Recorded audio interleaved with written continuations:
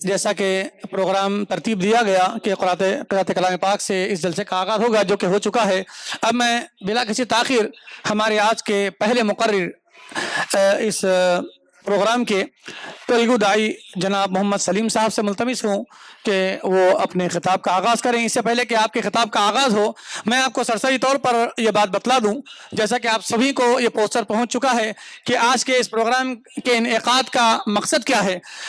آپ یقین جانیں کہ یہ اللہ رب العالمین کا بے انتہا فضل و کرم ہے کہ اس نے ایسے پرفتن دور میں ہمیں اس بات کی توفیق دی اور اس بات کا شعور دیا کہ ہم کم از کم اتنا تو کر سکیں کہ جو برائیاں سماج میں پھیل رہی ہیں، جو بے راہ روی کا شکار نوجوان نسل ہو رہی ہے اور جن چیزوں سے ایڈکٹ ہو کر تباہی کے دہانے پر جا رہی ہے، کم از کم اس کے تدارک کے لیے سعی تو کریں کہ جس طرح کہا گیا کہ ایمان کے جو درجات گنائے گئے ہیں کہ 3 درجات ایمان کے ویسے تو 70 سے زائد شاخیں ہیں، 3 شاخیں جس کے بارے میں عام طور پر علماء کرام بیان کرتے ہیں، تو جس میں ہم تیسرے درجے پر ہم آ چکے ہیں۔ بڑے افسوس کی بات ہے جبکہ کہا گیا کہ جب تم کہیں برائی دیکھو تو کیا کرو کہ تم ہاتھ سے روکو، ایمان کا پہلا درجہ، اور اگر ہاتھ سے نہیں روک سکتے تو کم از کم زبان سے روکو، اور وذالک اضعف الایمان، تیسرا جو درجہ ہے کمتر، وہ دل میں برا جانو۔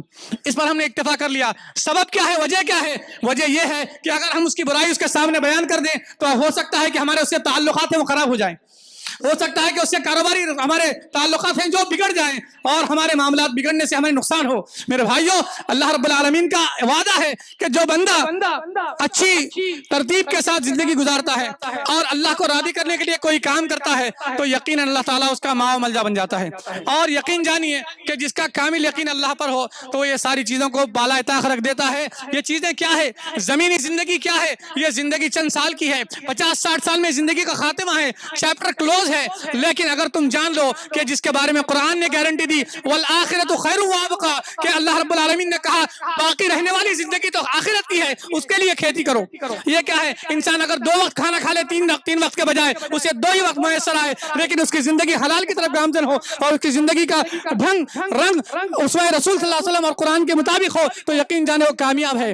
کیوں؟ اس لیے کیونکہ اللہ نے فرمایا قرآن مجید میں، اللہ کے رسول صلی اللہ علیہ وسلم بھی فرماتے ہیں کہ ایک حدیث بڑی معروف ہے کہ فرمایا گیا کہ دنیاوی زندگی مومن کے لیے قید خانہ ہے، کیونکہ اس کے لیے باؤنڈریز لگا دی گئی ہیں۔ کہا گیا کہ جو حلال ہے اس کو تم اختیار کرو اور جو حرام ہے اس سے بچتے رہو، اور اس طرح گزرو زندگی کو، اپنے دامن کو، اپنے عمل کو بچاتے ہوئے، جس طرح ایک انسان ایک جنگل سے جا رہا ہے اور دیکھتا ہے کہ اطراف وکناک بڑی گھری جھاڑیاں ہیں، اس کے اندر کانٹے لگے ہوئے ہیں۔ اگر آپ اپنے دامن کو نہیں بچائیں گے یقین جانے کہ آپ کا دامن تار تار ہو جائے گا، یہاں تک کہ آپ کا جسم کا حصہ بھی محفوظ نہیں رہے گا۔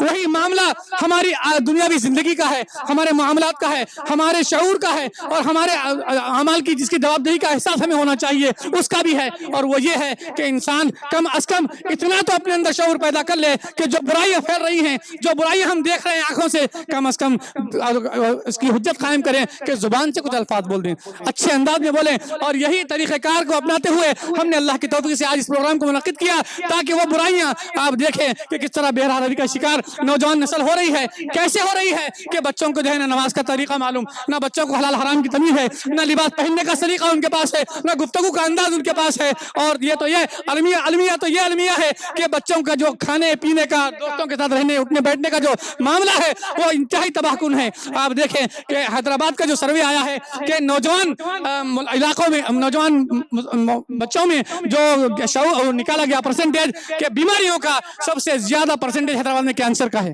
سبب کیا ہے؟ وجہ کیا ہے؟ کہ بچوں کے اندر حلال حرام کی تمیز نہیں بتلائی گئی کہ پہلا گود ماں کا گود ہوتا ہے، اور باپ کا یہ ذمہ داری ہے کہ اگر لڑکا ہو تو باپ اس پر نگاہ رکھے کہ کیسے اس کے دوست ہیں اور کیسے لوگوں میں اٹھتا بیٹھتا ہے، اور اس کا سوسائٹی میں کن سے رابطہ ہے، جن سے رابطہ ہے وہ اخلاق والے ہیں کہ نہیں، اچھے لوگ ہیں کہ نہیں، پڑھے لکھے ہیں کہ نہیں، اخلاق و تہذیب و تمدن کے سے واقف ہے کہ نہیں، یہ ضروری ہے۔ اسی طرح ماں کا یہ ذمہ داری ہے کہ بچی جب ہماری جا رہی ہے پڑھنے کے لیے یا پھر کوئی اور مشغلے میں جا जाती है, चाहे प्रोग्राम हो, चाहे रिश्तेदारों के पास हो, जरा देखें तो वो दीनदार हैं कि नहीं, कि वो अखलाक वाले हैं कि नहीं, दीन के बुनियादी उसूल उनको मालूम है कि नहीं। ये चीजें हैं मेरे भाइयों। अमन पसंद मामला, अगर तुम अमन पसंद माहौल चाहते हो तो इसके लिए जरूरी है कि हम तरबियत करें अपने घरों से। अखलाक बहुत जरूरी चीज है, जिसके बारे में कायनात के इमाम ने फरमाया, जिसके बारे में सर्टिफाइड किया कुरान ने, इन्नका लअला खुलुकिन अज़ीम, कि अखलाक जिसके अंदर हो, बेशक जिसके उम्मती तुम कहते हो, धड़ल्ले से तुम सीना ठोक कर कहते हो कि हम मोहम्मदी हैं, हम मोहम्मदी हैं, उम्मती हैं, तो जान लो कि तुम गम्मती हो, उम्मती नहीं हो, अगर तुम्हारे अंदर तुम्हारे घरों में तबाही का माहौल पनप रहा है। तो मेरे भाइयों, बात तवील न करते हुए मैं अपनी बात को समेट लूं कि जो मकसद है आज के इसके प्रोग्राम का, कि तुम क्या करो कि तुम्हारे कायनात के इमाम को, तुम्हारे इमाम को, सारी इंसानियत के इमाम को अल्लाह ने कहा कि बेशक हमने आपको अखलाक के बुलंद तरीन मेयार पर फायज किया, तो आज हमारी ये जिम्मेदारी है कि हम उसी पैगाम को आम करें और बच्चों को अखलाक वाला बनाएं, अच्छे शऊर वाला बनाएं, उनको सही तालीम दे और सही माहौल में किस तरह रहा जाए, किस तरह अपने आप को महफूज किया जाए उन हलाकत वाली चीजों से जिनके सबब इंसान के अखलाक भी जाते हैं, सेहत भी जाती है, माश से भी जाता है। तो आइए इसी की इब्तिदा करते हुए बिला किसी ताखिर हमारे दरमियान माशाल्लाह शेख फसीहुद्दीन हैदराबादी भी तशरीफ ला चुके हैं। मैं दिल की गहराइयों से आपको मुबारकबाद देता हूं कि आज के इस प्रोग्राम में जो कलीदी रोल आपका भी रहा है और जियाउद्दीन का भी इस गुनागो मसरूफियात के दौर में जिया ने भी जो काम किया है काबिल तारीफ है। अल्लाह ताला इनके काविशों को कबूल फरमाए और बेहतरीन जज़ा दुनिया आखिरत में इनायत फरमाए। इसी तरह शहनशीन पर तशरीफ फरमा लोग जिन्होंने अपना कीमती वक्त निकाल कर हमें वक्त दिया, इसके लिए मैं बेइंतहा मशकूर हूँ। और आइए अब बिला किसी ताखिर हम आज के इस प्रोग्राम की जो कड़ी है, इसकी इब्तिदा है, हमारे जनाब सलीम साहब तेलगुदाई, उनसे मैं मुल्तमिस हूँ कि वो अपने खिताब का आगाज करें और आज के प्रोग्राम के मुनक्कद करने का जो मकसद है इंशाल्लाह उसकी बुनियादी चीजों पर रोशनी डालते हुए हमारी मालूमात में इजाफा फरमाएं। जनाब सलीम साहब।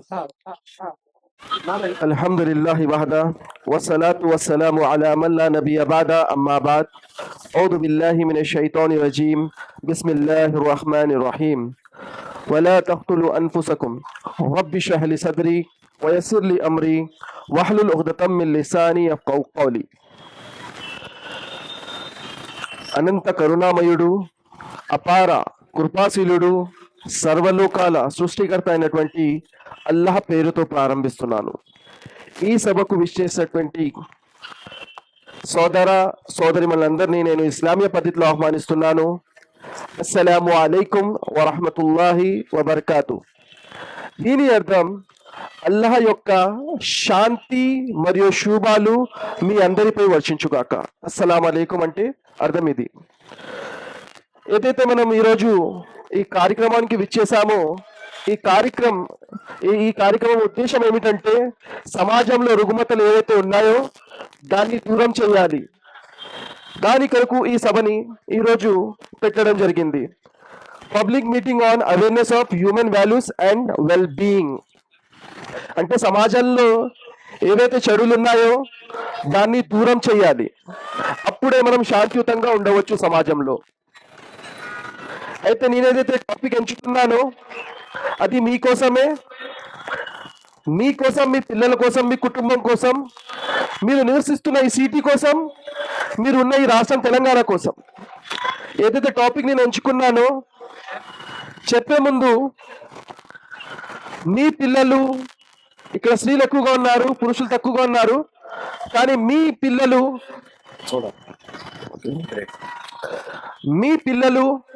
స్కూల్ లేదా కాలేజెస్ లో చదువుతున్నారా? అయితే ఈ ప్రోగ్రాం మీ కొరకే. ఎందుకంటే ఒక విషయం ఈ రోజు మీ ముందు చెప్పిపోతున్నాను, అది శ్రద్ధగా వినండి. ఈ రోజు మీరు మేలుకోకపోతే మీ పిల్లల భవిష్యత్తు పాడైపోతుంది. మీ పిల్లలు కాలేజ్ స్కూళ్ళల్లో ఉన్నారంటే ఒక కన్ను వేసించండి, ఏమి జరుగుతుంది సమాజంలో, వాళ్ళు ఏదైనా చెడుతో పట్టారా లేదా అని గమనించండి.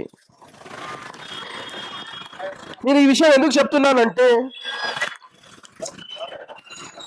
సమాజంలో అతిపెద్ద రుగ్మత మరియు సమాజాన్ని పట్టి పీడిస్తున్నది, మన తెలంగాణలో అడుగు పెట్టడానికి ప్రయత్నిస్తున్నది, మన సమాజాన్ని పాడు చేయడానికి ప్రయత్నిస్తున్నది అతిపెద్ద రుగ్మత, చెడు, డ్రగ్స్. మీకు తెలుసా? నేను ముందు మిమ్మల్ని ఎందుకు అడిగాను మీ దగ్గర పిల్లలు ఉన్నారా, కాలేజ్లో స్కూల్లో చదువుతున్నారా అని? మీకు తెలుసా? గత సంవత్సరం అంటే డిసెంబర్ 2 నెలల క్రితం డిసెంబర్ 1న ఒక సర్ప్రైజ్ రేడ్ జరిగింది స్కూల్ మరియు కాలేజెస్ లో. రేడ్ లో anti narcotic bureau, Telangana anti narcotic bureau raid చేసింది. రేడ్ చేస్తే మనకి ఏం తెలిసిందంటే అక్కడ చదువుతున్న విద్యార్థులు డ్రగ్స్ బారిలో పడి ఉన్నారు. వాళ్ళు డ్రగ్స్ ని సేవిస్తున్నారు. మీకు తెలుసా ఎంత పెద్ద విషయం? మన సమాజంలో ఉన్న యువతలను ఈ డ్రగ్ మాఫియా చెడగొడుతుంది.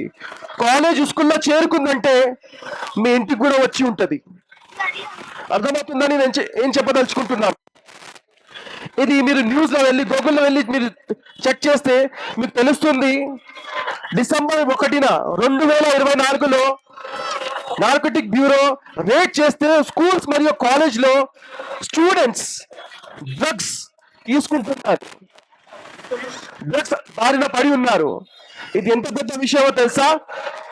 ఇది సమాజాన్ని నష్టం చేయడానికి, కుటుంబాలని కుప్పకూలడానికి ప్రయత్నిస్తున్న డ్రగ్స్ మాఫియా మీ పిల్లల వరకు చేరుతుంది. అంతేకాదండి, ఇది 2022 ఒక సంఘటన మీకు వినిపిస్తాను. ఒక ఎంబీఏ స్టూడెంట్ డ్రగ్స్ చాక్లెట్లు తయారు చేసి 5,000 10,000కి అమ్ముతున్నాడండి. ఆ వ్యక్తి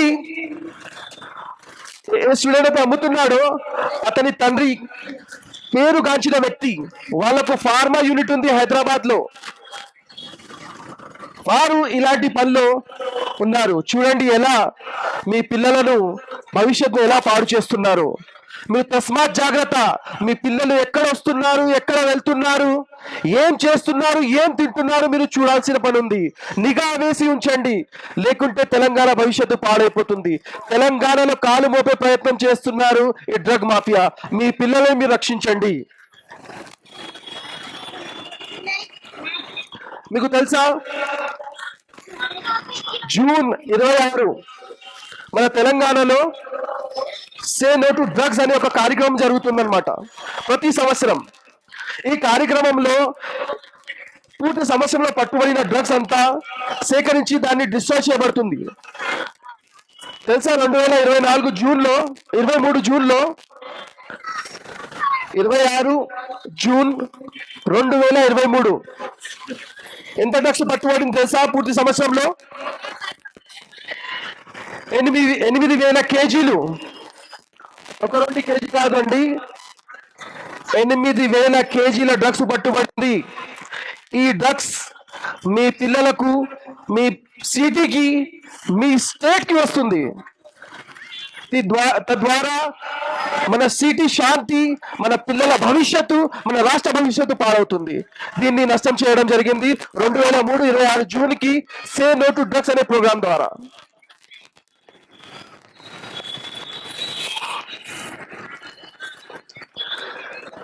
అయితే ఈ సంవత్సరం అంటే పోయిన సంవత్సరం డిసెంబర్లో 30 డిసెంబర్ 2024లో ఒక రిపోర్ట్ జారీ చేయడం జరిగింది.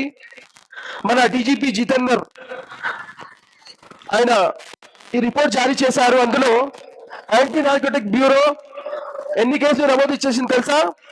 1924 కేసులు రిజిస్టర్డ్ అయ్యాయి డ్రగ్స్ కేసులో. మన తెలంగాణ మాట అంటున్నాను, తెలంగాణ విషయం చెప్తున్నాను మీకు, పక్క రాష్ట్రాల విషయం చెప్పడం లేదు. అందుకోసం అంటున్నా, మీ పిల్లలపై నిఘా వేసి ఉంచండి. మరి ఇందులో అరెస్ట్ అయిన వాళ్ళు 4,682 మంది అరెస్ట్ అయ్యారు. చూడండి, ఇది మన తెలంగాణ పోలీస్ రిలీజ్ చేసిన డీటెయిల్స్ అన్నమాట. ఈ పట్టుబడిన వాళ్ళు మన తెలంగాణ పిల్లల భవిష్యత్తులో ఎలా ఆడుకుంటున్నారు. ఇంతకుముందు ఏదైతే నేను చెప్తున్నానో మీరు శ్రద్ధగా విని ఉంటారు. మన తెలంగాణలో పట్టుబడిన డ్రగ్స్ 142 కోట్ల విలువ చేసే డ్రగ్స్ పట్టుబడింది. ఈ డ్రగ్స్ ఒకవేళ మన పిల్లల చేతికి అంటుకుంటే వాళ్ళ భవిష్యత్తు పాడైపోయేవి.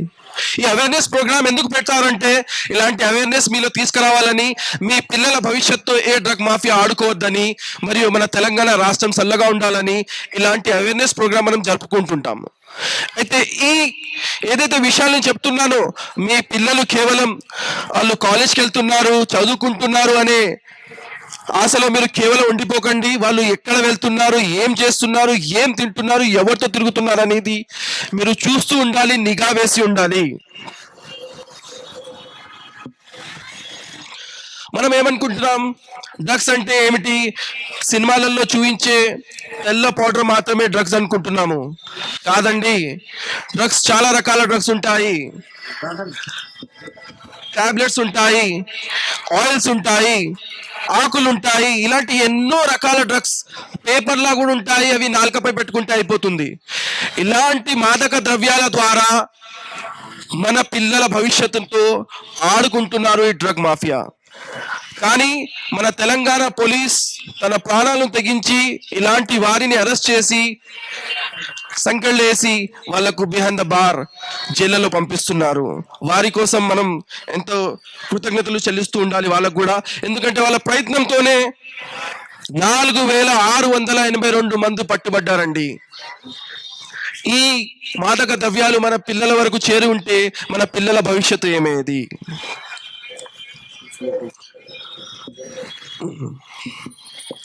మరి నేను అనుకుంటున్నాను, ఏదైతే నేను ఇన్ఫర్మేషన్ ఇచ్చానో మీ పిల్లల భవిష్యత్తు కోసం మీరు చూసుకుంటారని, వారిపై నిఘా వేసి ఉంచుతారని, వారికి ఇలాంటి చెడు అలవాట్లకు దూరంగా ఉంచుతారని నేను అనుకుంటున్నాను. మరి ఇప్పుడు రాబోయే సమయం పిల్లల ఎగ్జామ్ సమయం. రాబోయే సమయం ఏప్రిల్, మే, ఇప్పుడు ఫిబ్రవరిలో సిబిఎస్ఈ ఎగ్జామ్స్ అవుతాయి. దాని తర్వాత మన 10th SSC మరియు ఇంటర్ ఎగ్జామ్స్ అవుతుంటాయి. ఇప్పుడు నేను చెప్పేది ఏమనగా, మీ పిల్లల గురించి మీరు ఒకసారి ఆలోచించండి. వారు ఎక్కడైనా డిప్రెషన్లో ఉన్నారా, లేక ఎంజైటీకి గురయ్యారా, ఒక్కసారి కన్నేసి చూడండి. ఎందుకంటే నేను ఇక్కడ చెప్పబోయేది, పోయిన సంవత్సరం ఏప్రిల్లో 2024 ఏప్రిల్లో 48 గంటల్లో 48 అవర్స్లో 7 మంది స్టూడెంట్స్ సూసైడ్ చేసుకున్నారు. 7 స్టూడెంట్స్ సూసైడ్ చేసుకున్నారు. వాళ్ళకు ఏమన్నారో, ఎలాంటి ప్రెషర్ వాళ్ళపై ఉందో మనకు తెలియదు. కానీ 48 గంటల్లో 7 స్టూడెంట్స్ సూసైడ్ చేసుకున్నారు. అందులో 2 అమ్మాయిలు, 5 అబ్బాయిలు. ఇది ఆలోచించే విషయం. మన పిల్లలకు మనం ఏదైనా వాళ్ళు డిప్రెషన్లో ఉన్నారా లేదా, ఎంజైటీకి గురయ్యారా లేదా ఒకసారి మనం పరిశీలించుకోవాలి. వాళ్ళపై ఒత్తిడి చేయకూడదు. ఈ సంవత్సరం లేకుంటే నెక్స్ట్ ఇయర్ పాస్ అయిపోతాడు, కానీ ఒత్తిడి చేయకండి. లేకుంటే వాళ్ళు మన చేతికి రారు, వాళ్ళు ప్రాణాలతో మిగిలరు. మీరు కంటి కనురెప్పగా చూసుకుంటున్నారు మీ పిల్లల్ని. వాళ్ళ భవిష్యత్తు కోసం మీరు ఎన్నో కష్టాలు పడుతున్నారు. కానీ వారిపై ఒత్తిడి చేయకండి. వారు ఎలా చదువుతున్నారో వాళ్ళకు ట్యూషన్ పెట్టించండి, వాళ్ళకు మంచి భవిష్యత్తుని ప్రసాదించండి, కానీ ఒత్తిడి చేయకండి.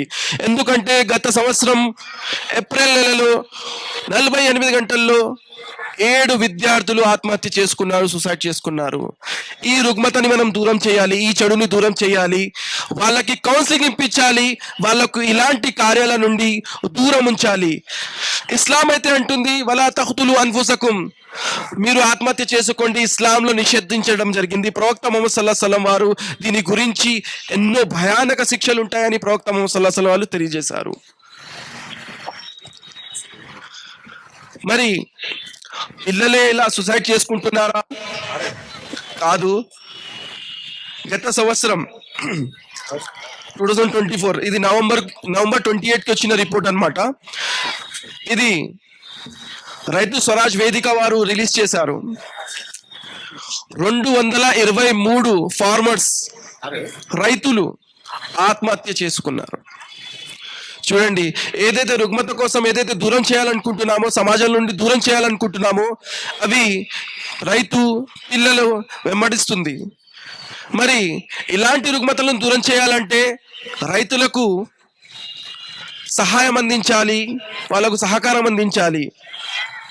చూడండి, ఆత్మహత్య ఎంత కామన్ అయిపోయిందో.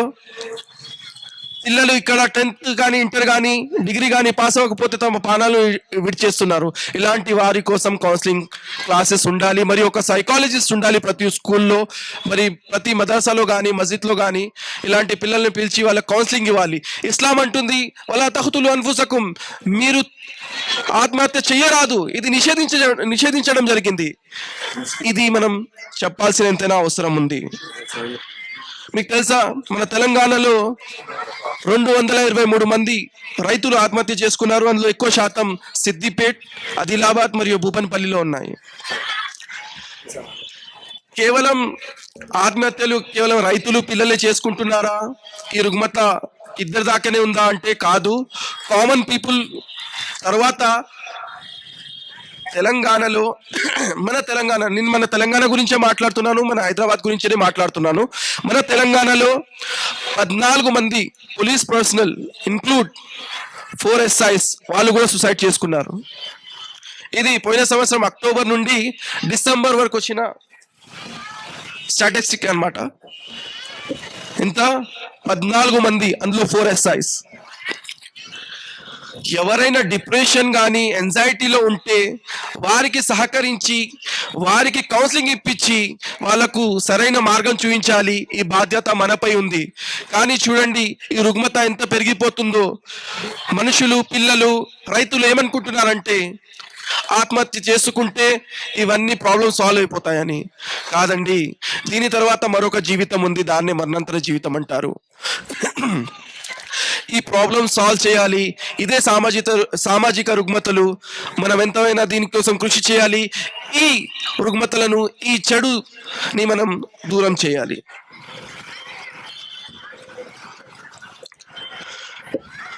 మీకు తెలుసా मुफ्ती सोहेल रहमान साहब से मौदबान अपील है कि वो सैनशीन पर तशरीफ लाएं.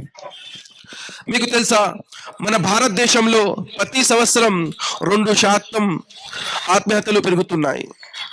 మరియు మన రాష్ట్రం తెలంగాణ సుసైడ్ లో 5వ స్థానంపై ఉంది. చూడండి ఎంత ఆలోచించదగ్గ విషయం. మన తెలంగాణలో స్టూడెంట్స్, కామన్ పీపుల్, పోలీస్, రైతు అందరూ ఆత్మహత్యలు చేసుకుంటున్నారు. దీని నిర్మూలన కావాలి. మనం కృషి చేయాలి.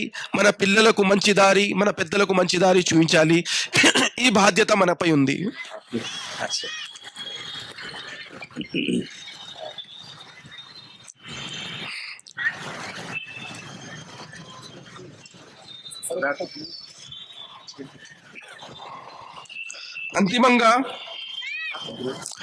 అంతిమంగా ఏవైతే ఈరోజు మన రాష్ట్రంలో, మన తెలంగాణ రాష్ట్రంలో హైదరాబాద్ లో జరుగుతున్నాయి,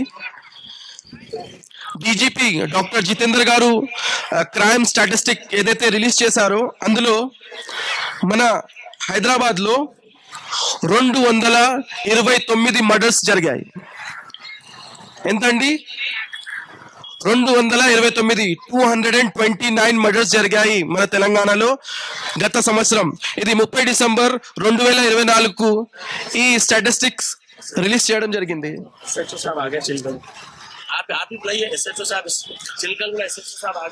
చిల్కల్గూడ ఎస్హెచ్ఓ సాబ్ని ఆహ్వానిస్తున్నాం, డైస్ పై రావాలని కోరుతున్నాం.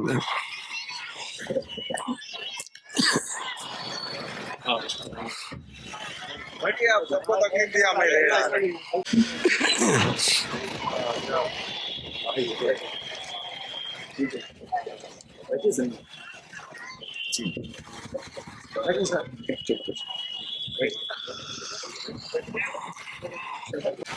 అయితే గౌరవనీయులు ఎస్హెచ్ఓ గారు వచ్చారు.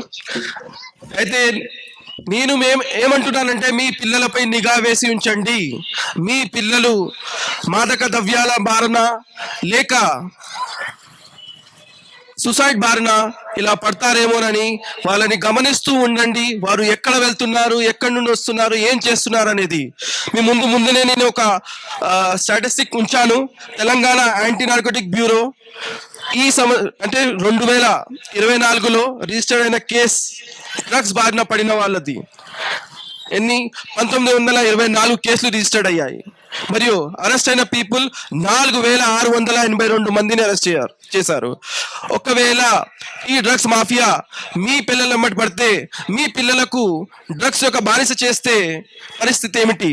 వాళ్ళపై ఎన్డీపీఎస్ కేసు పెడితే మరి వాళ్ళ జీవితం అంతా నాశనం అయిపోతుంది. మీపై బాధ్యత మీ పిల్లలు ఎక్కడ వస్తున్నారో, ఎక్కడ వెళ్తున్నారో, ఏం చేస్తున్నారో చూస్తూ ఉండాలి. డ్రగ్స్ కేవలం వైట్ పౌడర్ కాదండి, అది టాబ్లెట్ కానీ, ఆయిల్ కానీ, మరియు ఆకులు కానీ ఎలాంటి రూపంలో అయినా ఉండొచ్చు. చాక్లెట్ రూపంలో కూడా ఉండవచ్చు, ఒక పేపర్ రూపంలో కూడా ఉండవచ్చు. ఈ డ్రగ్స్ మాఫియా మీ పిల్లల జీవితాలతో ఆడుకుంటున్నారు. మరి తెలంగాణ పోలీస్ ఎంతో కష్టపడి వీళ్ళని అరెస్ట్ చేసింది. 4682 మంది. చూడండి మన తెలంగాణ రాష్ట్రాన్ని ఏం చేయదలుచుకున్నారు. మరి అలానే పోయినసారి డిసెంబర్ 30న డీజీపీ జితేందర్ గారు, డాక్టర్ జితేందర్ గారు ఏదైతే స్టాటిస్టిక్స్ మన ముందుంచారో అందులో మర్డర్స్ జరిగాయి. ఎన్ని? మన హైదరాబాద్ లో 229 మర్డర్స్ జరిగాయి. చూడండి, ప్రాణానికి కూడా విలువ లేదు. ఇలాంటి రుగ్మతలను దూరం చేసే బాధ్యత మనది. అల్లాహ్ సుబ్హానహు వ తఆలా ఖురాన్లో అంటున్నాడు, మన్ ఖతల నఫ్సిన్ బిగైరి నఫ్సిన్ ఔ ఫసాదిన్ ఫి అర్ది ఫకఅన్నమా ఖతల నాస జమీఆ. ఒక వ్యక్తిని అన్యాయంగా చంపితే అతను సమస్త మానవాల్ని చంపిన వాడవుతాడు. ఒక వ్యక్తి ప్రాణాల్ని కాపాడితే సమస్త మానవాల్ని కాపాడిన వాడవుతాడు. ఈ బాధ్యత మనపై ఉంది. ఏదైతే సామాజిక రుగ్మతలు ఉన్నాయో ఈ అన్ని రుగ్మతలను దూరం చేసే బాధ్యత మనందరిపై ఉంది.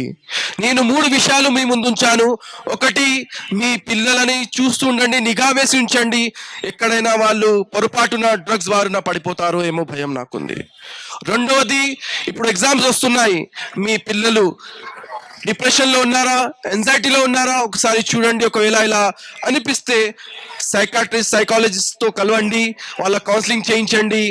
తద్వారా వాళ్ళ ప్రాణాలు రక్షించవచ్చు. మూడోది, మన పిల్లలను చెడుబాట నుండి ఆపి వాళ్ళకు సరైన శిక్షణ ఇచ్చి ఏదైతే సమాజంలో చెడులు జరుగుతున్నాయో అన్నిటి నుండి దూరం పెట్టే ప్రయత్నం చేయండి. నా విషయాలు అర్థమయ్యాయి అనుకుంటున్నాను. ఈ అవకాశాన్ని ఇచ్చినందుకు మా ఫసియుద్దీన్ హైదరాబాదీ గారికి కృతజ్ఞతలు తెలియజేసుకుంటూ నా ప్రసంగం ఇక్కడితో ముగిస్తున్నాను. వాఖిరు దావానా అనిల్ హమ్దులిల్లాహి రబ్బిల్ ఆలమీన్. అస్సలాము అలైకుం వరహమతుల్లాహి వబరకాతుహు. जज़ाकुमुल्लाह खैर, अहसन जज़ा। ये थे जनाब सलीम साहब अलगुदाई। माशाअल्लाह ख़वात हज़रा पर बड़ी मुख्तसर से जामे अंदाज में रोशनी डाल रहे थे कि किस तरह से शहर में कत्लेआम हो रहा है, और फिर इसके अलावा